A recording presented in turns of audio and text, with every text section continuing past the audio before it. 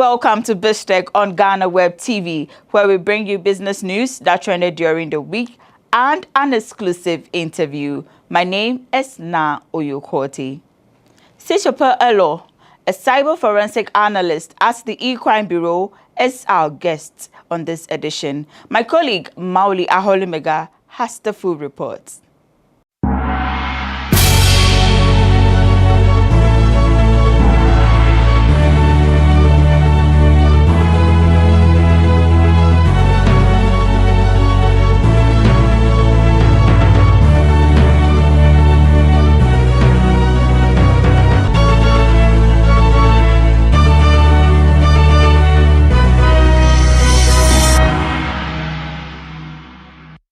Hello and welcome to yet another exciting edition of BizTech on GhanaWeb TV with me, Mauli Aholimega. On this week's edition, I'll be speaking with a cyber forensic analyst who will be teaching us a few things about account takeovers and how to protect yourself and your business. Before I introduce my guest, I'll take a quick break and we'll be right back.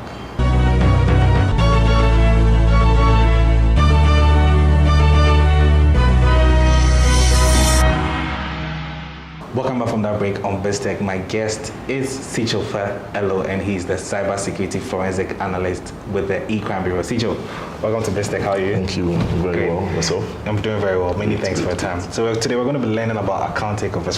For one, I have no idea what are account takeovers. Just briefly give us an explanation of what that account takeovers are. Okay. Thank you for organizing this program. I know this program is also to educate your people, your viewers. Okay. Yeah, when we talk about account takeovers is a type of attack whereby an attacker will be able to take over your whole account and or impersonate you in another session. Okay. So for example, you own a WhatsApp, you own an Instagram account, you own a Facebook account. I will find ways and means, creative ways and means of owning or taking over that account. Okay. Now, let me just explain how this is done. Assuming that you are on a particular platform, be it Facebook, be it a WhatsApp group, and someone just calls you and tells you that there are lots of spammers or scammers in a particular group. So they want to really authenticate if you are really the owner of a particular number or not.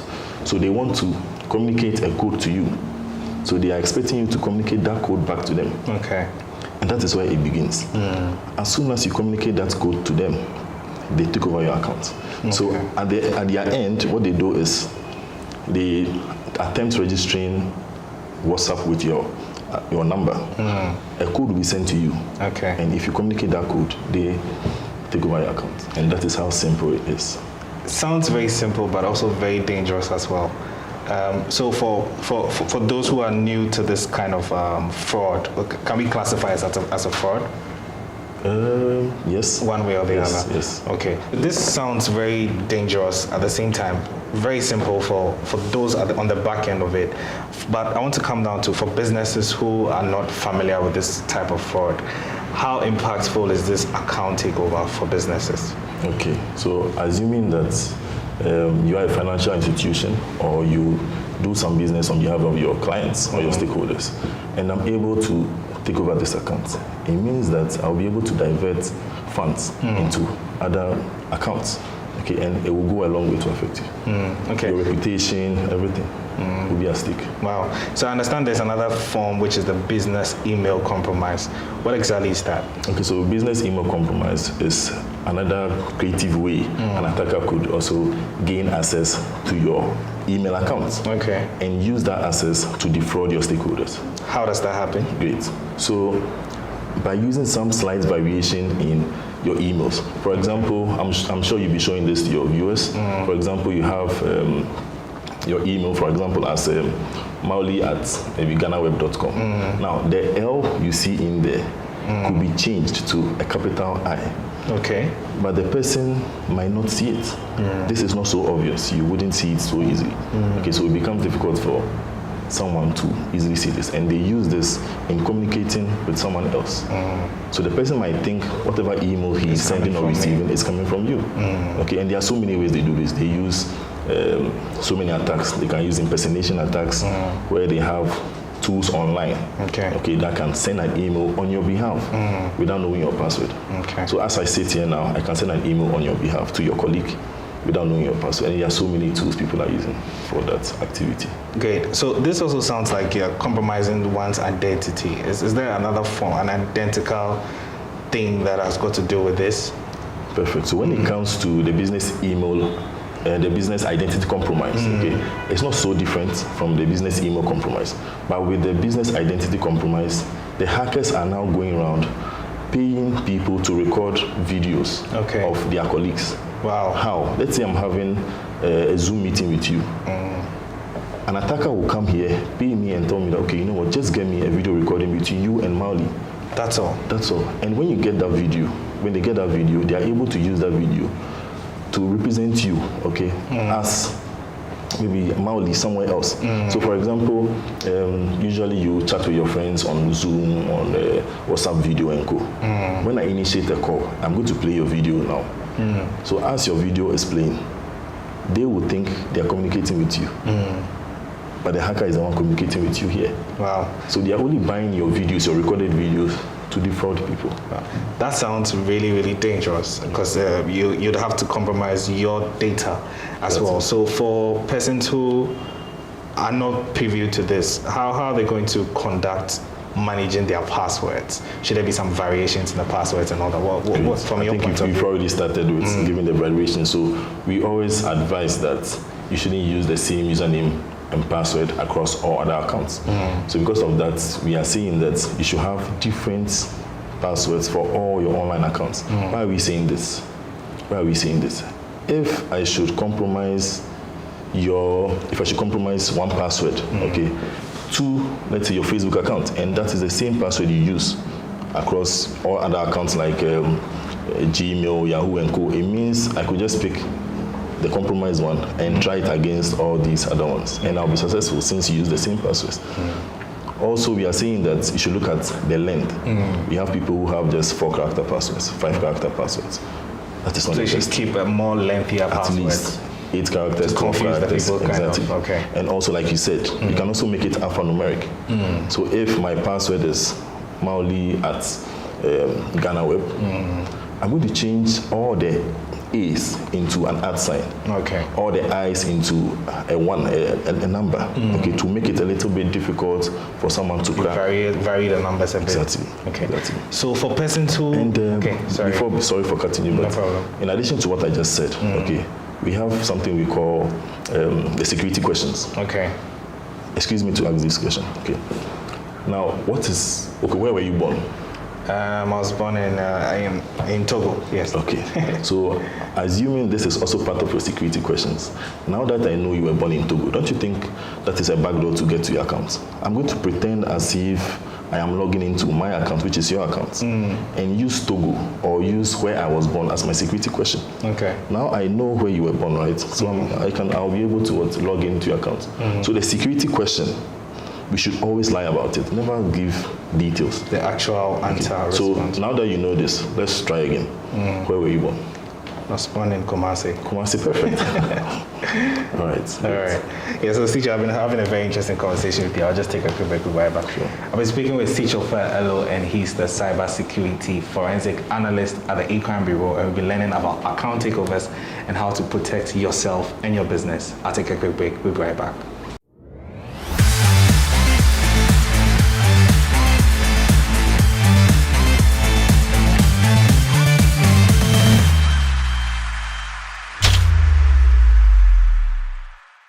Welcome up on that break on BizTech. I've been speaking with Sitsofe Elloh, and he's the cybersecurity forensic analyst at the E-Crime Bureau, and we've been talking about account takeovers and how to protect yourself and your business. Sitsofe, I've been learning quite a lot from you. I want to come down to the consumer. So how would one know that they've been compromised by this form of account takeover fraud? Okay. So it would be very difficult for someone to tell that he or she has been compromised. Okay. But one thing you have to look out for is the red flags. Okay. Okay.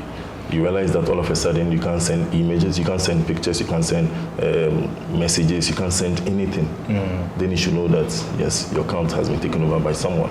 Okay, so you just look out for the red flags. Maybe someone calls you telling you that he sent you a message, or you sent a message asking for some money. So once you know you've not done that, those are some of the red flags that you have to look out for. Okay. And I'm sure you show some of these to your viewers. Okay. I know government has been doing its bit by sort of creating some awareness. I know we have the Cybersecurity Awareness Month and all of that. They've been doing their bit of it. But from your point of view as an expert, what do you think government should be doing more in terms of creating awareness about cyber fraud and all these cybersecurity breaches that some people experience?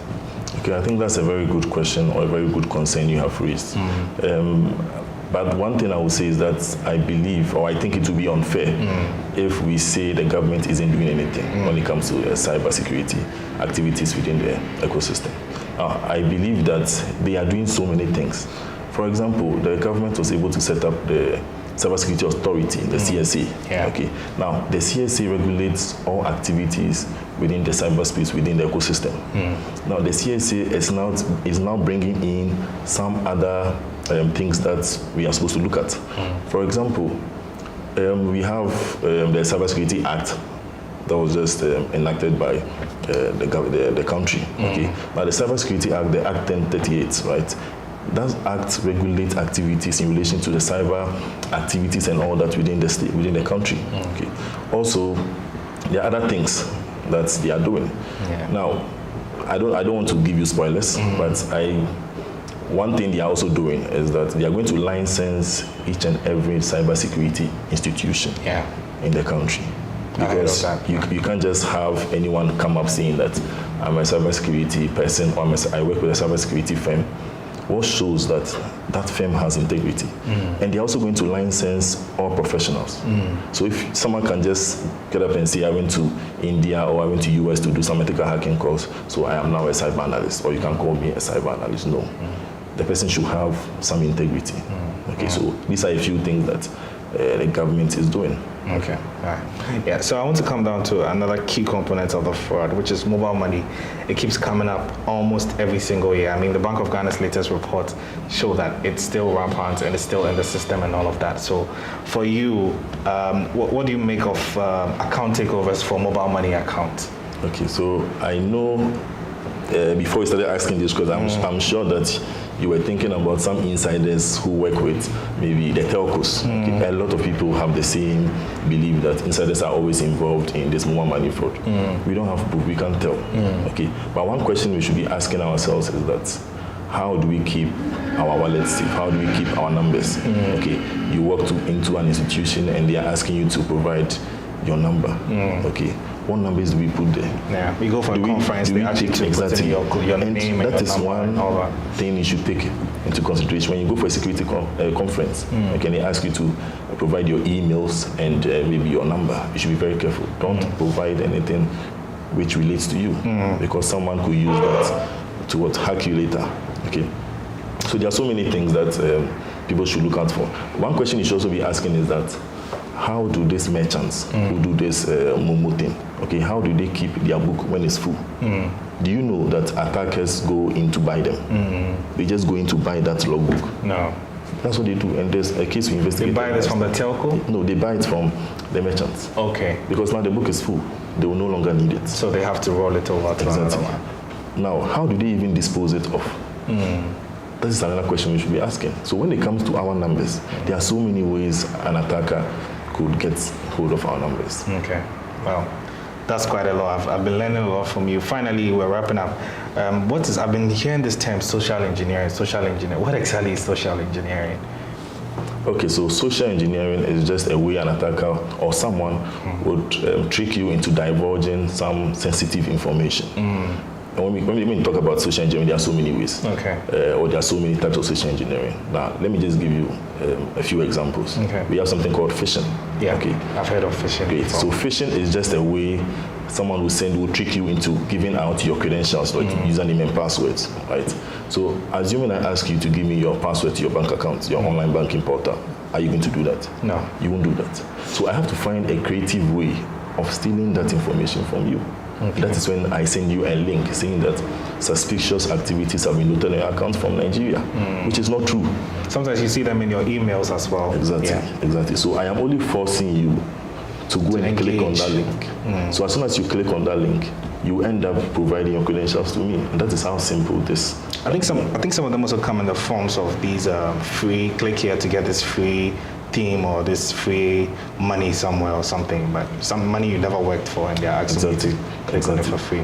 And that is how come a friend of mine got compromised. Okay, she was on Facebook or Instagram, I think, and they were having this competition where you needed to vote for someone for the person to win. I think it was a hair contest or something, and she just received a message, okay, from her colleague saying that, oh, my sister is in this contest. I want you to vote for her so she can win. Then they sent her a link. Okay, I have a screenshot. I'm sure you showed that to your viewers. So as soon as she clicked on the link, she was asked to re-authenticate into her Facebook account. And when she did that, the credentials went to the attacker. And that is how they leverage on social engineering. She was just compromised at that point. Yes. Wow. Okay, so Sitso, final words from you. You're an expert here at the E-Crime Bureau. What advice would you give to people out there, especially businesses, about account takeovers and how to protect themselves? Okay, I will say that, because it's a practice here, it's a practice in the Bureau that you do not share so much information about yourself. You find ways and means of protecting your data, okay, within your organization, because that's the only way attackers will be able to, steal some of your data. So you find creative ways of, keeping your data safe, securing them, maybe password protecting it, using some data loss prevention tools or softwares to do this. So there are so many things that people can also do to safeguard their data. Okay. And now that we are, I think this should be the last one. Now that we are approaching the festive season, okay, I know a lot of people will be doing online shopping and all that. So please allow me to touch on that a bit. No problem. Okay. Now, when it comes to online shopping, okay, I know the Xmas season is approaching. We also have Black Friday, and I think some Cyber Monday also approaching. People will be doing a lot online shopping. Now, you should be careful or be sure that you are not on a fake checkout page. Also be sure that you're not on a fake shopping page. Okay? Because if you're on a fake shopping page, it means that whatever you are doing there is going to an attacker, and the person is harvesting your credit card details and co. Okay? And also make sure that whatever you buy, don't post it online. Why am I saying this? Someone, an attacker, possibly, will later come back and say that, oh, he's a customer service person, and he realized that you purchased this maybe gifts or you purchased a particular stuff, and he wants to check if you are enjoying the product or if everything is working fine. Now, he's just doing that to gather information about you and later give you a fake coupon. Those coupons will later be used to extract your credit card information. Without your knowledge. Without your knowledge. So let's be very careful when it comes to online shopping. Okay. Sitso, thank you so much. I've been learning quite a lot from you. Sitsofe Elloh has been my guest on this week's edition of BizTech. We've been talking about account takeovers and how to protect yourself and especially your business. He's been my guest on this week's edition of BizTech. My name is Mali Aholemeka. Many thanks for watching.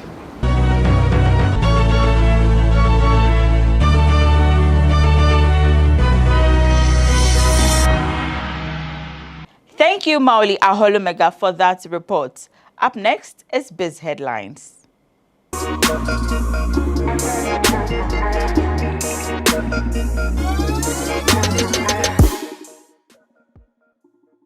President Nana Addo Dankwa Akufo-Addo terminated the appointment of the Minister of State in charge of Finance, Charles Edu Boahen, after snippets of Anas's expose surfaced online. A statement signed by the Director of Communications at the Jubilee House, Eugene Ahin, said, after being made aware of the allegations leveled against the minister in the expose titled Galamsey Economy, the president spoke to Mr. Edu Boahen, after which he took the decision to terminate his appointment and also refer the matter to the special prosecutor for the investigations. The expose is set to capture the minister asking for an amount of $200,000 as an appearance fee to allow a potential businessman access to the Vice President, Mahamudu Bawumia, in a quest to situate a bank in Ghana. The National Tripartite Committee has increased the minimum wage to 14 cedis 88 pesos. This follows the conclusion of negotiations on the determination of the 2023 National Day Minimum Wage at its meeting held on Wednesday, November 16. The determination was based on Section 113(1)(a) of the Labour Act 2003 Act 651. At the end of the meeting, it was concluded that for the year 2023, the minimum wage will be pegged at 14 cedis 88 Ghana pesos, an increase in the NDMW by 10% over the 2022 NDMW. Another source of income has been disclosed by the Minister of Communications and Digitalization, Esla Owusu Ekofu. According to her, the utilization of data can fetch the state huge sums of money when properly analyzed. Speaking in a media interview, Esla Owusu Ekofu said government will focus on safeguarding data collected, analyzed and utilized properly for the better of the Ghanaian economy. If you look at the revenues that these tech giants are generating from managing and analyzing and utilizing the data that we freely give them, the Facebooks, the Googles, the WhatsApps, and all those mega platforms, then it gives effect to the saying that data is the new oil. Because if we effectively analyze and utilize it properly, it can generate a lot of revenue for the state, for our own development. So it's an area that we need to focus on critically as a matter of urgency going forward, as we look at other means of raising revenue to finance our own development. And we're determined to do that. The Ghana Statistical Service has revealed that the producer price inflation rate for October 2022 was 65.2%. This means that between October 2021 and October 2022, the PPI increased by 65.1%, representing a 19.3 percentage points increase in producer inflation relative to the rate recorded in September 2022. The month-on-month change in the PPI between September and October 2022 was 15.4%. The Producer Price Index measures the average change over time in the prices received by domestic producers for the production of their goods and services. The Ghana Standards Authority has informed the public and more specifically importers of used vehicles that beginning January 1, 2023, all used vehicles imported into Ghana shall be accompanied by a valid certificate of conformance from an approved body.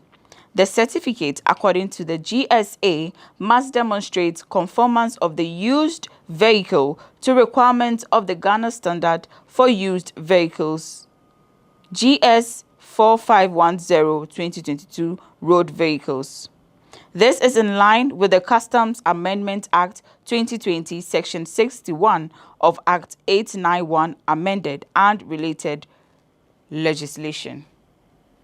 Minister of Works and Housing, Francis Asensio Boakye, has noted that proceeds from the sale of the Saglemi housing project will be reinvested into another affordable housing project. He made this disclosure at a press briefing held in Accra.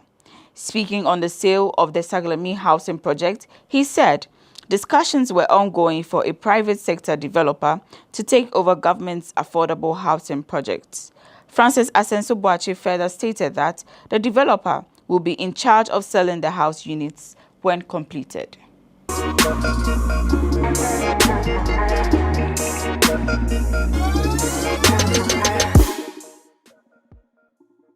That's it for this week's edition of BizTech on GhanaWeb TV. But log on to www.ghanaweb.com for more news stories. Get interactive with us on all our social media pages. We are at the GhanaWeb on Facebook, Twitter, and Instagram. Subscribe to our YouTube channel. We are at GhanaWeb TV. My name is Na Oyokote. Have a pleasant weekend.